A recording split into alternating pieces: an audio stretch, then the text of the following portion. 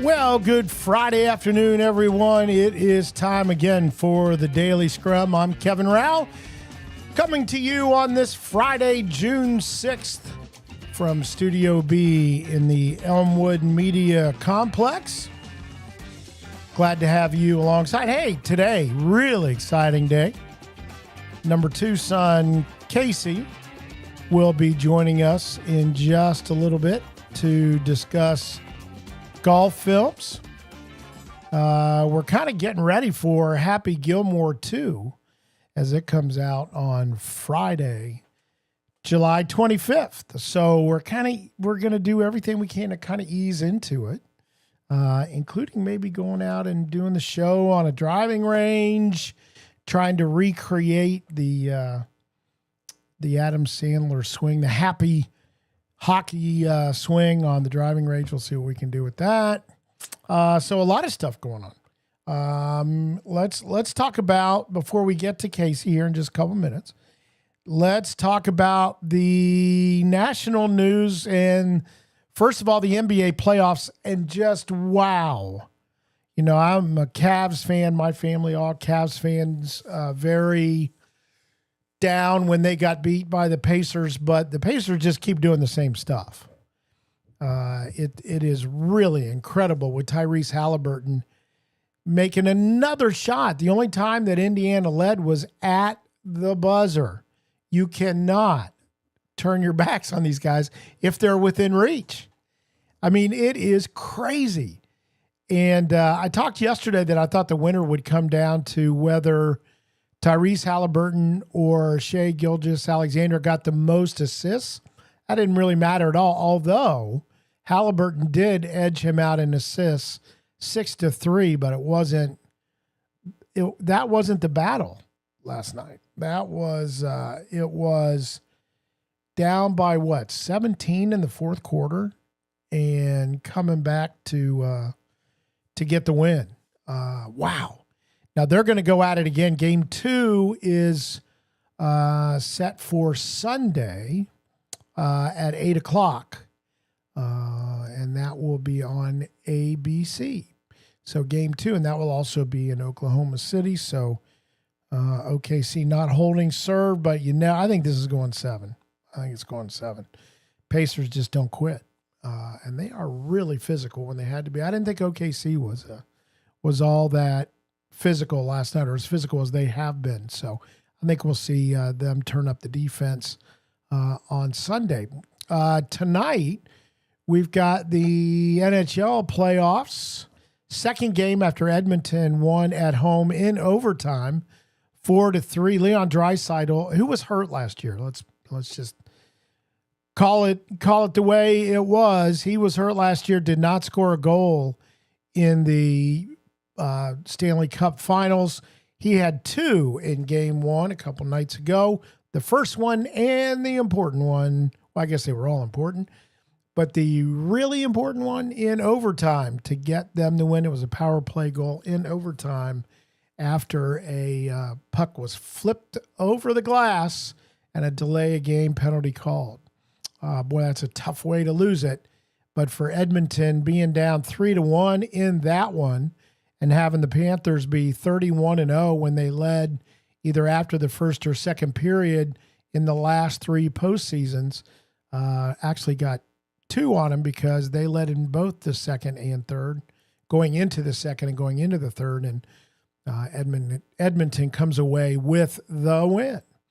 So that'll be going on tonight, 8 o'clock on TNT. Then the NBA playoffs will be back on Sunday at 8 o'clock, and that'll be on ABC. So still 2 really exciting series going on as we move toward summertime in a more complete, warmer. It is getting warmer around here, but then I look down the road and it's cooling off again. And we'll do the best that we can to get back to summer, I hope. We'll be out taking photos. I will be. And then we've got today at the track at Ohio High School track meet at Jesse Owens.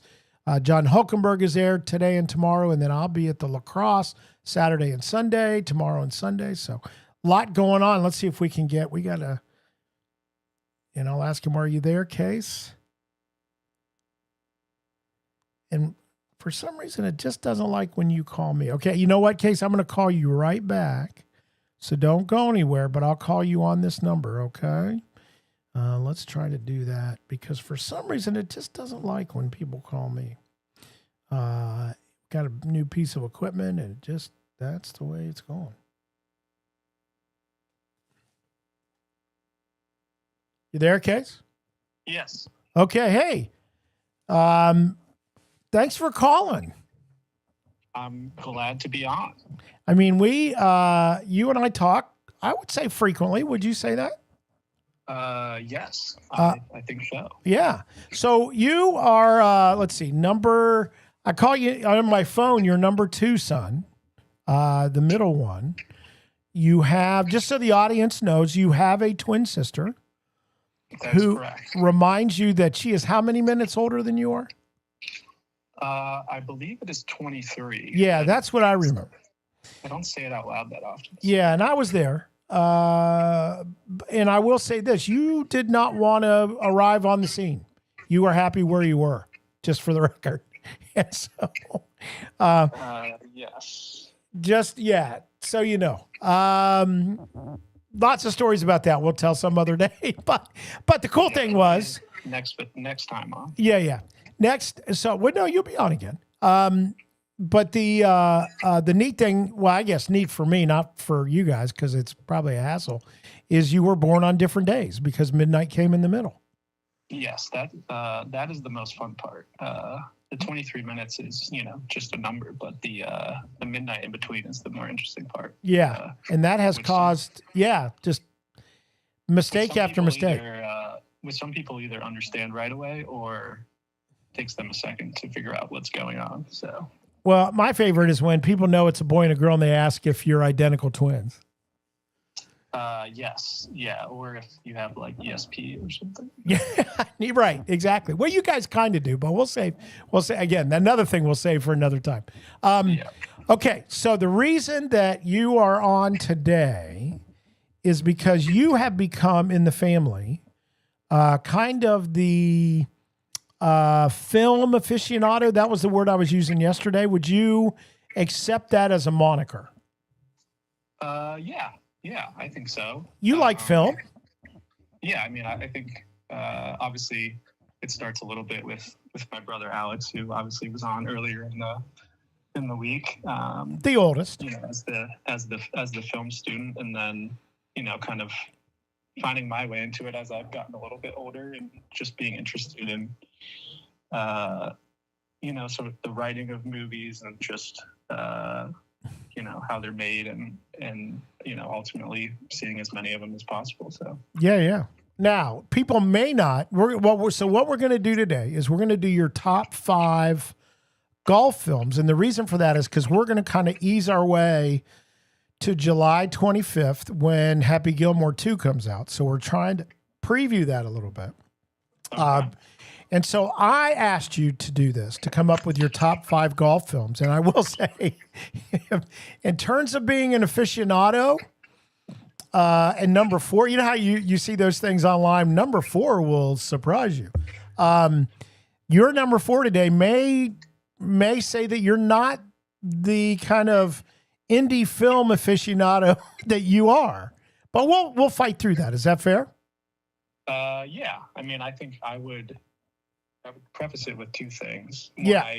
I acknowledge that my film viewing going back a certain way may be lacking a little bit. Pre my lifetime, I need to do a little more homework. Yeah.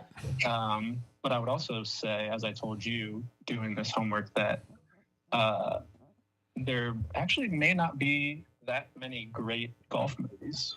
Yeah, I think that was the takeaway, is that we're still waiting for that, and that may play in. So let's start So what we're going to do, we're going to do your 5 through 2, and then I'm going to throw a couple of old black and white films, okay? And then we'll do your number 1 film. Is that fair? Yes. Okay. So let's start with number 5. And you had kind of a choice here, but again, I'm not going to step on you. I'll let you talk about your number 5, which is really kind of split into 2. Yeah, so I'm kind of cheating right off the bat here with a little 5A, 5B situation. Okay, hit it. But I would say that also goes back to what we were just talking about, which is sort of, I think, maybe a lack of great golf movies as a whole, and having about 3 that I felt like for sure had to be in there, and then sort of these last 2 or 3 spots as I decided to do it, kind of up in the air for maybe a little more fun. So okay, with that, my 5A is a little more straight down the middle, and I went with the greatest game ever played. Okay, 2005 movie. Yep. Yes, 2005 movie. Shia LaBeouf, obviously, the lead in that movie, kind of coming off of his run on Even Stevens and a personal favorite of mine, Holes. Right. And then kind of ascending towards his most popular time. Just a movie that at the time I enjoyed, and sort of revisiting in some clips and things for this still held up for me. So well, I'll tell you a little story about it because it has to do. He plays Francis Ouimet, who won the 1913 U.S. Open. Was just 20 years old kid. There used to be a shop in Columbus that did golf memorabilia, and I purchased a book, like a rule book that had been signed by Francis Ouimet. And I don't know where it is. I tried to find it. It's in the house. So if you inherit it, just say thank you. That's all. Because you may see it before I do.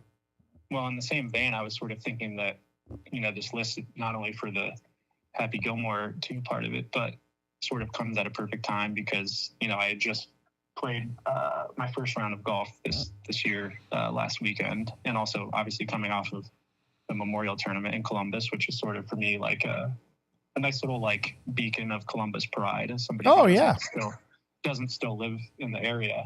But long story short, I have a similar thing of me and Alex going to the Memorial Tournament and losing each other, and so I end up wandering around the Tiger Woods group for most of the day, and end up getting his autograph somehow, which similarly is in the house somewhere. Yeah. Well, if I find it, I'll let you know. How's that?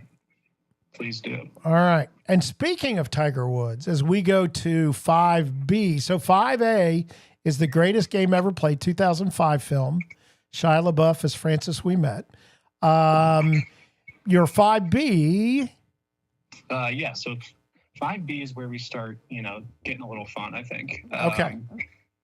This is a slot that I left open for a future Tiger Woods biopic. Oh. So not a movie that has been made yet. So who are we too early to figure out who might play him? I think so.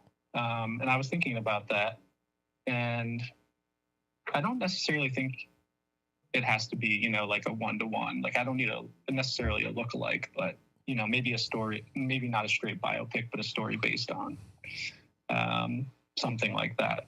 But I think obviously we all know, the Tiger Woods story from, a young kid on TV to arguably the best golfer ever to, some of the downfall and the period after that to the Masters win, just a handful of years ago. So, which for me, and I think why I thought of this is, that 2019 Masters is, one of my favorite sports moments as a big Tiger Woods fan. So yeah, and you and I go back and forth on this just a little bit because I come from the previous era. But you are a fan, so it'd be interesting to see. I mean, that's a story. I mean, there is that kind of second act, problem, and kind of still working on the third act to see how that goes. But my question to you is going to be, if we were thinking of directors who, yeah. Well, that's a great question. because I was looking at some of these films, and the directors on some of these films are getting older, Mm-hmm. So I don't know, because I would talk about, and one of your picks coming up here in a sec was directed by a guy named Ron Shelton, who, is a really good sports director. I would think he would be great, but I don't know if it's going to be made in time for him to do that, because he'll probably be retired and kicking his feet up someplace. So it'd be interesting to see. And you and I have talked about this a lot. I mean, you played basketball and football in college. You're a good athlete. And when you watch some of these sports films, if they're not a good athlete or they're not doing something that resembles what really happened, boy, it really takes away from the film, don't you think? Yeah, I would agree with that. And that's in some of these, actually looking back at the clips, I think some of them that kept them high on the list for me were, guys that look like they could actually play a little bit. Yeah. And similar in the same vein, especially when you're getting into like biopic territory, I sort of bump up against trying to, which is why I went more with maybe a based on as opposed to a straight biopic, because I sort of bump up against, trying to match looks and those types of things, which sort of takes me out of it a little bit. Yeah, although nobody remembers what Francis We Met looked like. That's true. Yeah, I think you get away with it, but now, because even if Tiger Woods is long retired when they make it, there's just so much video of him that that enters into it. Like no, in fact, the two movies I talk about, people will go, who? When I'm talking about something. So yeah. Okay, now my favorite one of your picks, mostly because I went back and watched these clips today. Mm-hmm. And they, I'm not a huge fan of the film franchise, but these made me laugh out loud today. I got to be honest. So your number 4 pick. So I would say, as another preface, is that this is a sort of movie that, hit me at the perfect age, I would say. Yeah. Where it just perfectly aligned with what I felt like was funny at the time, and has sort of stuck in my brain ever since then. So my number 4 pick is actually Jackass the movie from 2000. And what about that movie is compelling? As some people listening may know, Jackass is sort of a prank / stunt show, I guess is the easiest way to describe it. But 2 of the sort of skits in that movie are based on sort of golf premises, if you will. One being people standing in the woods shooting off an air horn every time someone's in their backswing. And that's the part I watched today. Very funny. And then a second skit of them just driving around a golf cart on a golf course and crashing it repeatedly. And I don't know, that had to be many golf carts. Don't you think? Yeah, I think there were multiple involved up until the point one of them was, nearly decapitated. And they had to stop. But again, just some of the best laughs I've had, probably having to do with, being, around a teenager. So yeah. Well, that was a 2002 movie, and the fun part about the air horn was they did it at the exact right time as the golfers were coming down to hit the ball. Yeah. And one of the guys just kept teeing him up and hitting him into the woods where he thought they were, because he couldn't really see him. Yeah, but then the capper being the second time he turns to hit a ball at him, them doing the air horn one more time. No, that's when you have cojones right there to be able to do that. I'm still laughing thinking about it. When I was thinking of, golf-related movies that fortunately or unfortunately came to my mind. So. Nothing wrong with that. It created a good laugh for those of us here at the at Studio B. All right. Number 3, get back to a little more conventional golf movie. Yeah, I think now we're getting into the 3 for me at least, and I don't know that there's many more than 3, but that for me for sure had to be in there. Really in any order, I kind of put them in my own order, but so starting at 3, I had Tin Cup. Okay, 96. Which obviously you mentioned the Ron Shelton directed movie. Who, was that also Bull Durham and,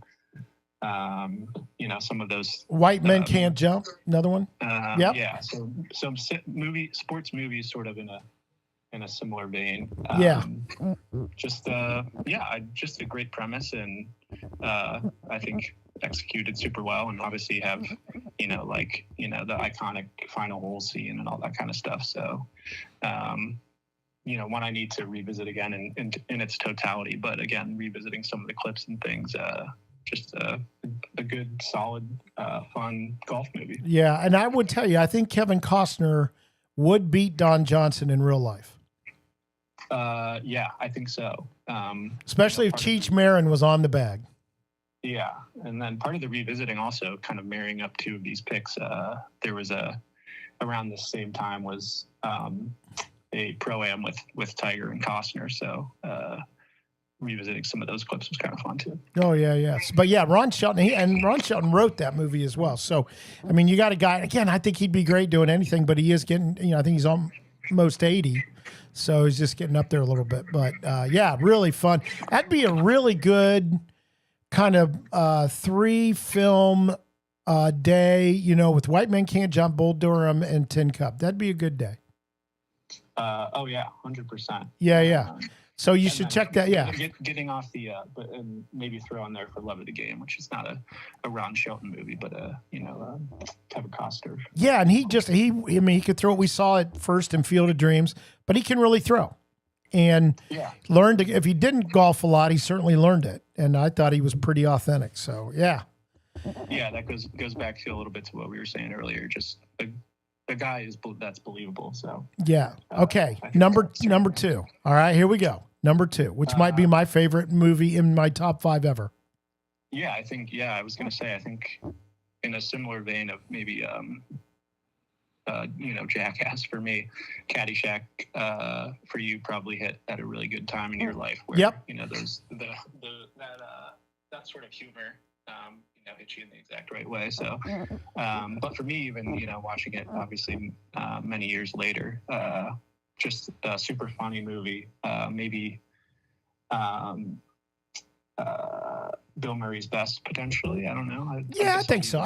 For those of us who grew up, and Stripes was pretty good. That was one of my first just laugh out loud in the theater movies. But Caddyshack, and I don't have it down here. We'll talk about it when we do books, but there's a great book written about the making of Caddyshack, which was there was a lot going on behind the scenes. I mean, I'm surprised they got that thing done. Same era as Animal House and, all that stuff. And there was a lot of things being abused back in those days. Well, yeah, Chevy Chase alone. So. Yeah, well, no, that's, you know him now from, what? From the show, the TV show that you guys... Community. Community, sorry, I should know that. But you know him as an older man, but that's when he was in kind of his prime romantic lead kind of thing after he had just worked at Saturday Night Live for a year.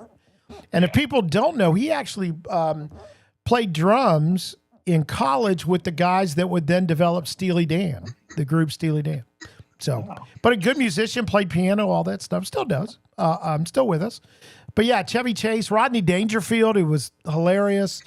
Ted Knight, who was the ultimate straight man. Just so many good people and just a lot of really fun laughs. And a bunch of guys that really couldn't play. In fact, that golf course in that was Bushwood, I think was the name of the course in the movie. I think they were in the process of mowing that under, like creating, a mall there or something. And so the greens looked like they were the rough and but you didn't care. You didn't care anything about that. But anyway, yeah.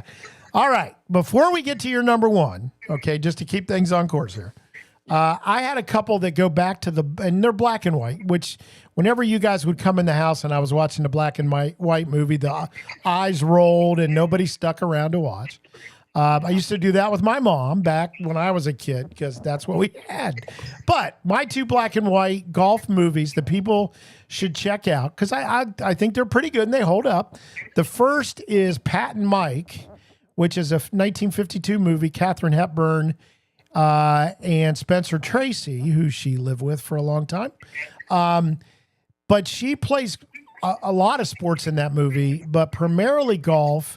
And we get a look at Babe Didrikson Zaharias, who was maybe the greatest so far female athlete because she just did everything. Was in the Olympics, played professional tennis, played professional golf, but she's in the movie. And Katharine Hepburn's a really good athlete.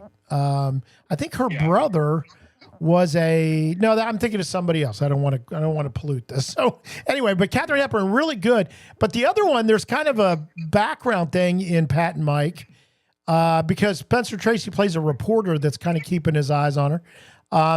But in the movie's also a guy by the name of Don Budge, who was a tennis player. He was the first Grand Slam tennis winner in one season. And he's in the movie when she plays tennis as well. So Pat and Mike in 1952, Katharine Hepburn, Spencer Tracy, a lot of fun looking golf in that. And you can see what a good swing she has. Okay. And I will say I did, in an attempt to do my homework, I did watch clips of that movie. And she is a good athlete. It's just, it wasn't the dialogue and things I'm not used to from that time. It's a little of it, so it didn't hit me the right way, but some fun. It looked like some fun stuff in there. Yeah, but if you want to see at a time when that was really not appreciated for women to be that good and that well rounded. So anyway, just worth watching if you just look on YouTube for those scenes. The other one is a movie called Follow the Sun. 1951 movie. Glenn Ford, who was a big romantic lead himself, played Ben Hogan, and it's all about his car accident. Ben Hogan and his wife were in a car going over a bridge. Greyhound bus coming the other way was trying to pass somebody on this very narrow bridge. He was in his 30s, already a good golfer and had won. But he jumped in front of his wife in the car. Good thing, because the bus's steering column went through the driver's seat. So he survived, wife survived. They didn't think he would walk again. And this movie goes through all that. And then he came back and won a ton of tournaments. And it just a really good, old-fashioned, everything looks horrible and never going to get better, and then turns out to be good. And Ben Hogan, not known as the most outgoing, personable guy, but Glenn Ford, I think, did a good job kind of playing him. His swing was okay, although Ben Hogan actually swung the club a lot as the stunt guy. So because he had a unique swing that Glenn Ford was never going to get, or anybody. So anyway, those are my two, Pat and Mike, Follow the Sun. But that gets us to your number one golf movie of all time. And I think it may be obvious at this point, given the impetus for the list in the first place, but I have Happy Gilmore at number one. Yeah, the 1996 film that will be sequeled on July 25th, I think. And whatever that Friday is that week, might be the 27th. I guess, I got you right here and I could look it up. We have the technology. Yeah, 25th. July 25th, it will be Happy Gilmore 2. Tell me what you like about that film. Well, I think it's one of Adam Sandler's better performances. I think it kind of, even though some of the humor is still a little zany, I think it's maybe slightly reeled in, just a tad compared to some of the other movies, in sort of a perfect way, I think. I think that I was thinking about why I like it today, and I find the conceit of him not really wanting to be a golfer but a hockey player to be very funny, and the fact that continues even after he has success on the PGA Tour, and then just looking at the list of secondary characters in the movie, I think is what makes it so good. I mean, obviously you have Shooter McGavin, who for me might be the one of the best sports movie villains of all time. Yeah, Christopher McDonald. Yeah, he's great. He's just great in that movie. Yeah. And then Julie Bowen, Carl Weathers, Bob Barker. Bob Barker. I was going to say he was unbelievably good in that, and unfortunately, won't be in this unless they create some kind of CGI or something. But yeah, I thought that scene of them fighting is just unbelievably funny.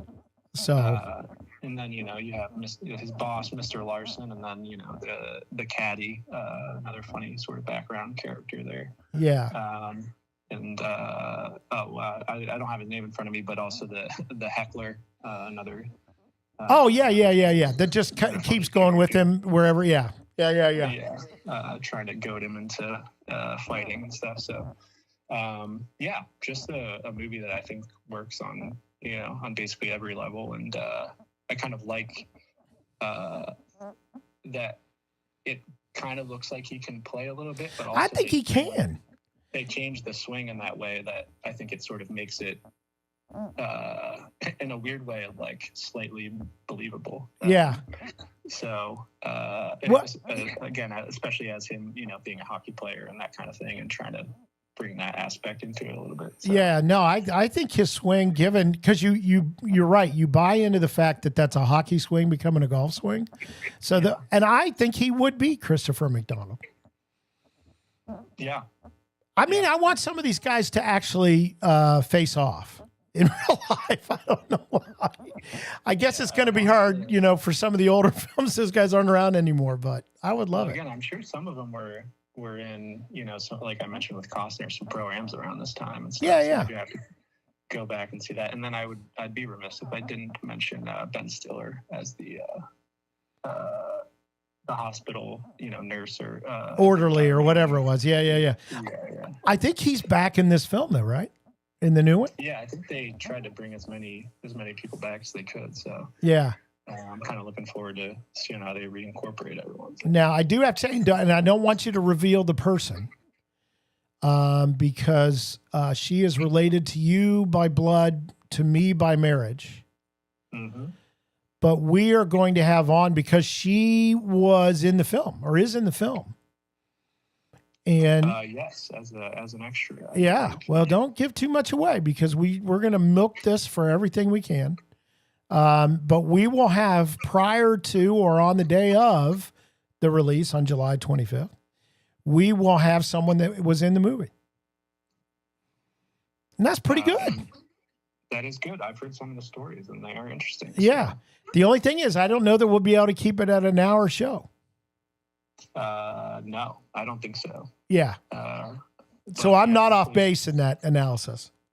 No, I don't think so. I mean, I got to talk to her about it, and I was wanting her to continue to tell me the story. So. Well, we'll take as much time as it does take to get all that out. Now, I do a couple last things before I let you go.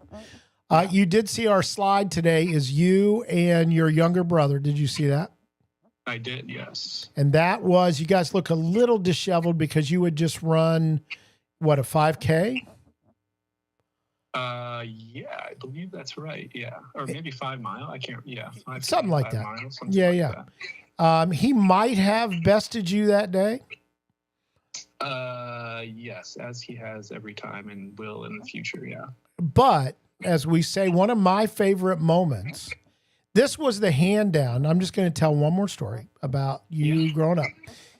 The hand down was when you, because Alex is 3 years older than you and you're 3 years older than Oliver. When you guys played football, you got in as a freshman with Alex playing quarterback as a fullback, and he got to hand off to you, right? Yes, that is correct. And then he told you to get up and get off the field. Is that also correct? That's my recollection. Yeah, yes. I think it's his as well. So I'm going to go with that. Then when you played, and Oliver actually played quite a bit as a freshman because of one key injury, but to another player. But as I remember it, he was, might have interfered with a receiver who was significantly bigger and better than he was, and knocked him to the ground. And the guy was maybe talking to him a little bit about it. And you came over and apparently rectified the situation. Would that also be true?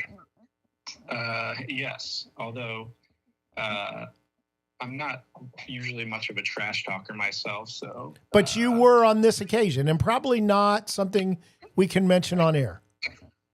Not the exact words, although I was going to say that, had we not been winning, I'm not sure I would have known exactly what to say. So, But it involved being ahead. yes. Yeah, okay. But I like that. That's some of the tradition of our family. But of course, I'd like to think we're pretty close knit. And that picture was, I just saw it. And I said, well, even though Oliver's not going to be on, there was just something really nice for me as the dad of those two, and of Alex, and of Katie. Well, I'm. I think maybe it was more that I want to be the only one that gets to make fun of my brother. So yeah, that's fair enough. And the guy turned around and left, as I remember. Yeah, he didn't want any more to do with it. So got the job done. Yeah, you did indeed. Okay, last question. You and I text back and forth a lot about the Blue Jackets. You're a big Blue Jackets fan. Yes. And the playoffs, the Stanley Cup, we hope they'll be there, one day. What's your take on this Stanley Cup final? I think we've, gone back and forth about how we feel about cheering for Bob. Although, in later interviews, he seems to be a pretty nice guy. I think he got sideways with the people here, but he certainly didn't want to stay in Columbus. But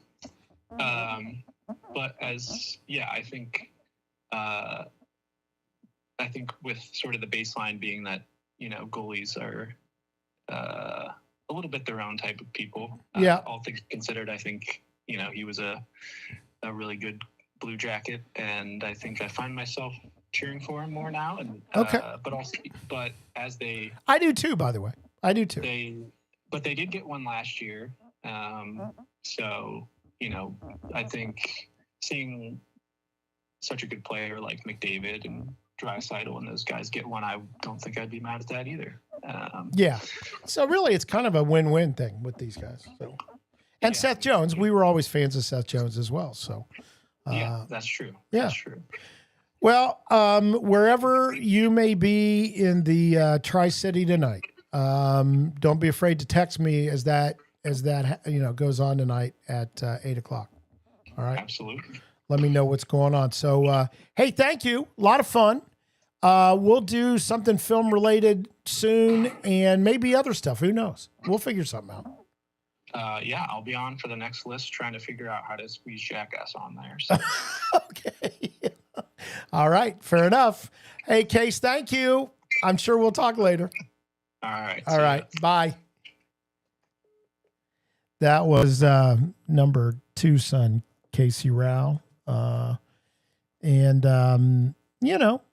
get in trouble sometimes for liking my kids too much or being super proud of them, but I am. And it was a lot of fun to hear his, it's fun. And parents, we all say, but when you get to start hanging out with them as humans and respect their opinion, you're not trying to, run their day anymore. I think that was about when he was 32. No, it was a long time ago.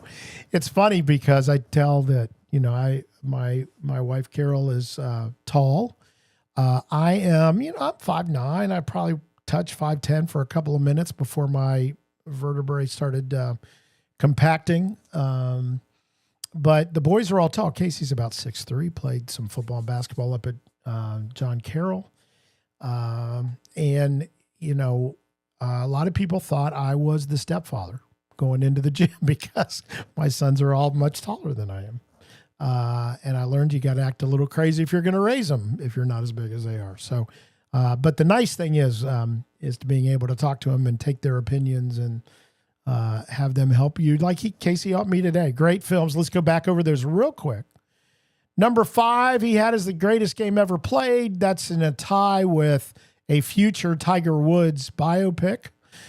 Jackass, the golf scenes of the 2002 film, the golf cart, and the funniest of all parts was the air horn as people were throwing stuff at him after they did it and then hitting golf balls at him. And, I shouldn't like that. It's outside the lines, but I found myself uncontrollably laughing today as I watched the clips. Number 3, Tin Cup. Number 2, Caddyshack. Then I talked about the 2 black and white movies you ought to see that have some golf in them. Pat and Mike, not the main part of the movie with Katharine Hepburn and Spencer Tracy, but good golf scenes with Katharine Hepburn, so to show what a good athlete she was. And then Follow the Sun, the 51 movie, Glenn Ford played Ben Hogan. And then the number one film from Casey Rao was Happy Gilmore. And again, we're going to keep covering Happy Gilmore's 2. Its premiere coming up in July, and we've got a special guest coming up who was actually in the film. So get ready for that. Okay, a couple things before we go today. We want to get caught up on a couple of local things. The Clippers won their third game in a row last night. Great performance and this fella's been a bit embattled this year, actually been up with Cleveland during this season, left-handed starter Doug Nikhazy, and he got the win last night, his third win. Great start, went 6 innings, and just pitched really well, gave up a run in that time. It's interesting, the last couple of nights, the Clippers have really spread out the hitting. Nobody's overwhelmed it. But they did have 3 solo home runs for their 3 runs in the 3-2 win. Those coming from Yordis Valdez, Milan Tolentino, and Jonathan Rodriguez.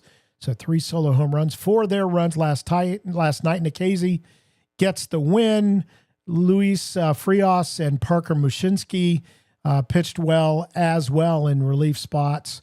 And tonight they will go at 7:05 again, 4th game of that 6-game series. It will be, and he is blooming. You need to go out there and see this kid pitch. Parker Messick, first AAA experience is this year. He is 3-1, really only had 1 bad game in all the starts. Had a bunch of games where he did not figure into the decision, but he is 3-1 with a 2.64. He'll go against Dietrich Enns for the Mud Hens, who has a 2.79 earned run average. So we may see another pitcher's duel at Huntington Park. Again, they get underway at 7:05. See if the Clips can get it to 4 games in a row. State baseball, we know now that there will be 3 area teams going to the state tournament next week. We've got a quick story about that on CBUS Sports today on the homepage. Division 1, it's going to be Olentangy going to the state tourney. They beat Grove City yesterday 4-2 down at Beavers Field in Lancaster. Olentangy will take on Lakota West, the Firebirds, on Saturday, June 14th. In that game, they're going to, because now they're at 7 divisions, they all will not be at Canal Park in Akron. They're going to have to spread around a little bit. So the other stadium, and that's where Olentangy will play Lakota West, is at Thurman Munson Memorial Stadium in Canton, where I have spent a lot of time when I was a play-by-play announcer in independent baseball in the Frontier League, because we would go up and they had a couple of different names, the Canton Crocodiles and the Canton Coyotes, but with teams that I work for, we would go up to Thurman Munson Memorial Stadium. And again, that's where Olentangy will play Lakota West on a week from tomorrow at 4:00 in the afternoon. In Division 2, New Albany. It goes on to the state tournament after beating Big Walnut 6-0 at Grove City yesterday. It will be the Eagles taking on the Amherst Steel. That's with an E at the end. Comets, and they will play a week from today at 10:00 in the morning, one of those early starts at Thurman Munson as well. And again, that's in Canton, just right off, I think 77 on the way up there. Newark Catholic goes through in Division 7, and they will play Tiffin Calvert.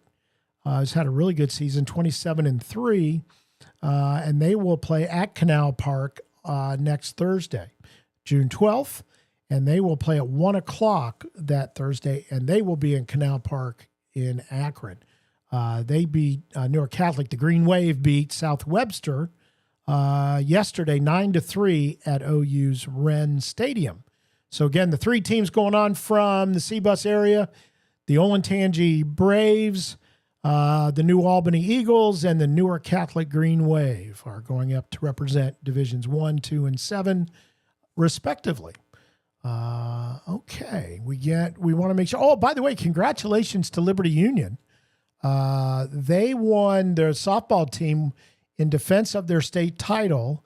They won in the semifinal round yesterday, and they play tonight against Wheelersburg, 8:00 at Firestone Stadium in Akron. And again, Liberty Union, the Lions are defending champs. And they're playing in Division 5. So, and by the way, yesterday, if we just look real quick, it was Susie Schultz got the win for Liberty Union. Knocking in runs were Alexis McCoy and Maisie Buskirk. And with a couple of RBIs, Emily Putnam, the third baseman, knocked in 2. So well done. Good luck tonight against Wheelersburg. Okay, now here comes the get off my lawn part. Last week we talked about pronouncing tour, and among other things. This week, and I'm going to tell you, I did research because I thought I was absolutely right. Turns out the language is changing, and I'm just being a stickler. One of those things is the word unique. I hear so many times very unique, and because it just, unique is a word that is one of a kind. You can't be very one of a kind. You're either one of a kind or you're not. However, as I read things about it, I felt like an old man because unique has come to mean different things and has evolved. And so very unique is not crazy out of touch, but still, for me, I am going to be that old guy yelling, get off my lawn. The other thing, and this one I don't really understand because it just doesn't sound right. And those are people that say the word important as important. That sounds like Cockney, lot of little balls, it's important. I don't know, or button, something to press. You press the button. I don't know I don't know if it's because they just don't want to see all the letters. They learned it that way. It's a lot of young people who talk that way. And I see it on major broadcasts. I was listening to one on a national channel earlier today who said important. And, wow, I don't know. I feel like yelling from my porch at these folks, but no one's listening and no one's asking. But I wanted to get those off. So unique, I'm kind of starting to give. I'm going to whisper, but I'm starting to give in on that one because it's kind of meaning something different. But important, it just sounds like you're not trying. Like there's more letters in there. So anyway, those are my takes today on Get Off My Lawn. Finally, and by the way, if I didn't mention before, we're going to be doing some new stuff now. We're growing and evolving in this, little dog and pony show that we're putting on here. And so next week, we're going to be adding some things and changing. I'm doing some more stuff on the screen. So if you're watching, maybe you'll see more. That's what we're talking about doing. So we're going to develop that over the weekend and see what we can do by Monday. So we want you to come back on Monday, 3:00 every day, or watch it whenever you can after that. I mean, it goes up right away, so you can watch it at 4:05 if you want. But yeah, stay tuned for that. We're looking forward to it. Okay. Trivia. Let's go through yesterday's question first. And that was, let me just read it verbatim, because on these kind of things, the lawyers want us to be exact. Often, and though we don't really give anything, do we? I don't think they care. Okay. Often considered the greatest women's softball player ever, this pitcher led Team USA to a gold medal at the 2004 Athens Olympics and had a 1.08 earned run average in her years with the University of Arizona, where she was 119-16 record-wise. And that is, of course, Jenny Finch. So Jenny Finch was, by many, not everyone, but I'd say most, considered the greatest women's softball player ever. Great pitcher and an advocate, trying and did get softball back into the Olympics. Took that on her own self. But she had a debt. The quotes were, she's known for her deadly rise ball and precision pitching. And I think we know that There's really no such thing as a rise ball. Just the gravity doesn't take. Well, anyway, I'm not gonna. I already did the get off my lawn thing, and I'm not gonna start that. But sometimes the ball doesn't go down as it comes in as much, and it's perceived to be rising. Now, if I'm wrong about that, and there's a video out there somewhere, email me. Let me know. I'll look it up, and I will fall on my sword. By the way, you can always email us at info@cbussports.com. Info@cbussports.com, 2 S's in the middle. All right. Today's question, and boy, this is an old one. You're probably, well, I don't know. The aficionados might know this. But it's going to take you back a way. So we mentioned today in my discussion with Casey today about movies, and I was talking about the movie Pat and Mike and Don Budge, who was the first tennis player to win the Grand Slam in the same year, way back in the day. I think it might have been the early 50s, late 40s. But before that, there was a player who won all 4 of the Grand Slam tournaments, but not in the same year, but he won them all. And there's a reason why he lives, even though he's passed away, his legacy lives today in sportswear. Let me just say that lives in sportswear. But this person won all 4 Grand Slam tennis tournaments, but not in the same year, but he was the first one to win all 4 of them. Okay, that's our trivia question. On this Friday afternoon, we're glad that you were with us, and we thank Kevin Rouch for bringing us those films. Maybe you've got films. If you email me, we'll talk about them, and we'll add them to the list. Maybe we just plain whiffed on one that you thought was fantastic. Maybe a Matt Damon film, for example. We don't know. Could be. But let us know. In the meantime, get out there and see some of these great high school athletes do their thing. Softball state tournament this weekend. We've still got track and field later today and tomorrow. We've got boys and girls lacrosse being played Saturday and tomorrow. That is Saturday and Sunday. I do that all week. Saturday and Sunday at historic Crew Stadium. That going on. But get out. It is worth the ticket. It is a lot of fun. It is exciting. These kids work hard. And now they're at the pinnacle of their sport in high school before. Some of them will go on and play in college, but for most of them, this is it. This is the top, and it'd be great to have people out there watching, not because you're rooting for any one player or any one team, but just because you want to go out and see great play. I'll be out at historic Crew Stadium the next couple of days. I think we might venture out tomorrow morning to the track meet at Jesse Owens. Just a lot of fun. I think you'll enjoy it. Even the casual fan, this is the time of year to get out there and do it. Well, that is going to do it for us today. We've enjoyed having you again. Thanks to Kevin Rouch for being alongside. We're efforting on a bunch of guests for next week, so we hope you'll join us. 3:00 every afternoon, we get together. 40 minutes, up to an hour, just depends. We go until we run out of good stuff. But for today, that'll do it for this week. I'm Kevin Rouch, and on behalf of all of us here at the Daily Scrum, we hope you have a great weekend. Goodbye, everybody.